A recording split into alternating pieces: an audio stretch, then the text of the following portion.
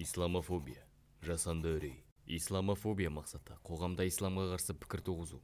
Ислам деген сәтте адамның ойында қолында қаруы бар, қою сақалды, түрі сұсты, мейірімсіз, қанішер әрі дөрекі адамның бейнесі елестету. Ислам дінін қылмыскерлер мен террористердің діні етіп көрсету. Исламның мақсаты бейбітшілік, амандық, әділдік, жомарттық, құрмет, ізет, ізгілік пен мейірімділікке шақыру. Құран. Дінде зорлық жоқ, расында туралық, азғындықтан ажыратылды. Енді кім жауыздыққа қарсы келіп, Аллаға иман келдірсе, сонда ол рас үзілмейтін тұтқан ұстағаны. Бақара сүресі 256 аят. Халқымыздың дүние танымына сай, дәстүрлі исламды дәріптеу аса маңызды. Оның ғылыми теориялық негізін дамыту қажет. Өскелең ұрпақты рухани тәрбиесін назардан тыс қалдыруға болмайды. Шын мәнінде бұл өте маңызды мәселе. Оны бетімен жіберсек, ұлттық салт-санамыздан айырылып қалуымыз мүмкін.